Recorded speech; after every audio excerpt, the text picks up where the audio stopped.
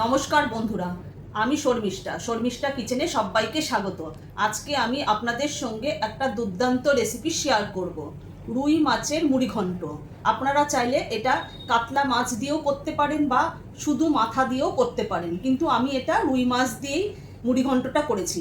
তা ভিডিওটা আপনারা প্রথম থেকে শেষ পর্যন্ত অবশ্যই দেখবেন যে আমি কিভাবে মুড়িঘণ্টটা করছি রুই মাছ দিয়ে। চলুন দেখে নিই। আমি রুই মাছের মুড়িঘণ্টর জন্য এখানে আমি রুই মাছ নিয়ে নিয়েছি। রুই মাছগুলোকে ভালো করে ধুয়ে পরিষ্কার করে নিয়েছি, আঁশও ছাড়িয়ে দিয়েছি। আর এখানে আমি লেজা, মাথা, গাদা সব মিলিয়ে আমি নিয়ে নিয়েছি। আর এখানে মুড়িঘণ্টর জন্য নিয়ে নিয়েছি একটা বড় সাইজের পেঁয়াজগুলোকে আমি ডুমো ডুমো করে টুকরো করে নিয়েছি। আর এখানে নিয়েছি বড় সাইজের একটা টমেটো, এখানে আছে 5টা কাঁচা লঙ্কা, এখানে আছে 1/2 ইঞ্চির মতো আদা, আর এখানে 7 কোয়া রসুন। এগুলো আমি সমস্ত কিছু মিক্সিতে পেস্ট করে নেব। আর এখানে ফোড়নের জন্য নিয়ে নিয়েছি গোটা জিরে, একটা শুকনো লঙ্কাকে অর্ধেক করে নিয়েছি, 2টো ছোটো এলাচ আছে, আর 2টো দারচিনি আর লবঙ্গ আছে। আর এখানে আছে বাটিতে গোবিন্দভোগ চাল। এবার আমি মাছটাতে নুন আর হলুদ মাখিয়ে নেব। আমি মাছের মধ্যে স্বাদ মতো নুন দিয়ে দেবো, আর 1/2 চামচ হলুদ গুঁড়ো দিয়ে দেবো।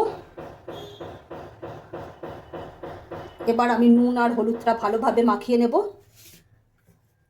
প্রত্যেকটা মাছের মধ্যে যেন নুন আর হলুদ ভালোভাবে ঢোকে।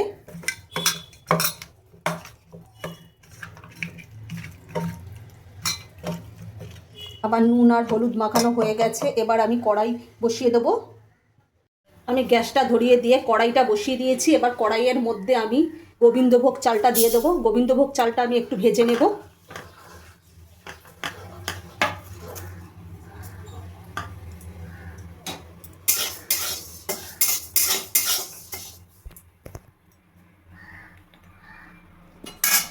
গোবিন্দভোগ চালটা ভাজা হয়ে গেছে, আমি নামিয়ে নিয়েছি। আমি গ্যাসটা ধরিয়ে দিয়ে কড়াইটা বসিয়ে দিয়েছি। এবার কড়াইয়ের মধ্যে আমি সাদা তেল দিয়ে দেবো। আপনারা চাইলে সর্ষের তেলও ব্যবহার করতে পারেন। তেলটা গরম হয়ে গেছে, তেলটাকে আমি একটু নাড়িয়ে নিচ্ছি। এবার আমি একে একে মাছগুলো দিয়ে দেবো। আমি সবগুলো একসঙ্গে দেবো না। মাছগুলো আমার ভাজা হয়ে গেছে। আর এখানে মিক্সিতে মশলাটা আমি পেস্ট করে নিয়েছি। আদা, রসুন, পেঁয়াজ, কাঁচা লঙ্কা, টমেটো সব কিছু আমি একসঙ্গে মিক্সিতে পেস্ট করে নিয়েছি। মাছ ভাজার তেলের মধ্যেই আমি ফোড়ন দিয়ে দেবো। এখানে আমি তেলের মধ্যে একটা তেজপাতা দিয়ে দিলাম, আর গোটা জিরে, শুকনো লঙ্কা, ছোটো এলাচ, দারচিনি, লবঙ্গ যা নিয়েছিলাম সেটা আমি ফোড়নে দিয়ে দিলাম। ফোড়নটা একটু ভালো করে ভেজে নেব।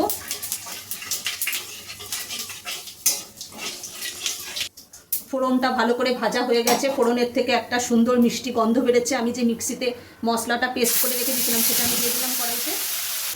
মশলাটার মধ্যে আমি কিছু উপকরণ দিয়ে দেবো। এখানে আমি স্বাদ মতো নুন দিয়ে দেবো, 1 চামচ হলুদ গুঁড়ো দিয়ে দিলাম, 1 চামচ ধনে গুঁড়ো, 1 চামচ জিরে গুঁড়ো, আর 1 চামচ গরম মশলা গুঁড়ো আমি দিয়ে দিলাম। এবার আমি মশলাটাকে ভালোভাবে কষিয়ে নেব। যতক্ষণ না মশলা থেকে আদার কাঁচা গন্ধটা চলে যাচ্ছে ততক্ষণ আমি মশলাটাকে ভালোভাবে কষিয়ে নেব। মশলাটা ভালোভাবে কষানো হয়ে গেছে, মশলা থেকে আদার কাঁচা গন্ধটাও ছেড়ে গেছে। আর এখানে মশলা থেকে তেল ছাড়তে শুরু করে দিয়েছে। এবার আমি যে গোবিন্দভোগ চালটা ভেজে রেখে দিয়েছিলাম সেটা আমি দিয়ে দেবো মশলার মধ্যে। এবার গোবিন্দভোগ চালটাও মশলার সাথে ভালোভাবে কষিয়ে নেব। মশলাটা ভালোভাবে কষানো হয়ে গেছে। মশলা যেই বাটিটার মধ্যে রেখেছিলাম আমি সেটা ধুয়ে জল দিয়ে দেবো। আমি এখানে রুই মাছ দিয়ে করছি, আপনারা চাইলে কাতলা মাছ দিয়েও করতে পারেন বা শুধু মাছের মাথা দিয়েও মুড়িঘণ্টটা করে নিতে পারেন, কোনো অসুবিধা নেই। সেটা আপনারা আপনাদের পছন্দ মতো করে নেবেন। আমি এখানে আরেকটু জল দিয়ে দিয়েছি, নাহলে যে গোবিন্দভোগ চালটা দিয়েছিলাম সেটা তো সেদ্ধ হওয়ার জন্য একটু জলের দরকার, সেজন্য আমি একটু গোবিন্দভোগ চালের জন্য জল দিয়ে দিয়েছি।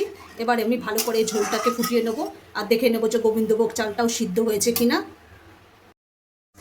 ঝোলটা ভালোভাবে ফুটে গেছে। আর এখানে যে গোবিন্দভোগ চালটা দিয়েছিলাম সেটাও ভালোভাবে সেদ্ধ হয়ে গেছে। এখানে আমি মাছগুলো যে ভেজে রেখে দিয়েছিলাম সেটা আমি ঝোলের মধ্যে দিয়ে দেবো। এবার ভালো করে নেড়ে নেবো। আমি ঝোলের মধ্যে একটু ঢুকিয়ে দেবো মাছগুলোকে, তাহলে মশলাগুলো ঢুকলে মাছটাও খেতে ভালো লাগবে। আর এর মধ্যে আমি 1 চামচ ঘি দিয়ে দেবো। আমি 1 চামচ ঘি দিয়ে দিলাম। এবার আমি ঘিটা একটু ভালোভাবে নাড়িয়ে নেব। রুই মাছ দিয়ে আমার মুড়িঘণ্ট একেবারে রেডি। এবার আমি নামিয়ে নেব। রুই মাছের মুড়িঘণ্ট আমার পরিবেশনের জন্য একেবারে রেডি। আর আপনারা এই রেসিপিটা একবার অবশ্যই বাড়িতে বানিয়ে খেয়ে দেখবেন, একদম দুর্দান্ত লাগে, না খেলে বুঝবেনই না কতটা টেস্ট একদম। আজকে যদি আমাদের মুড়ি ঘন্ট রেসিপিটা যদি ভালো লেগে থাকে তাহলে লাইক, কমেন্ট, শেয়ার এবং সাবস্ক্রাইব করতে ভুলবেন না।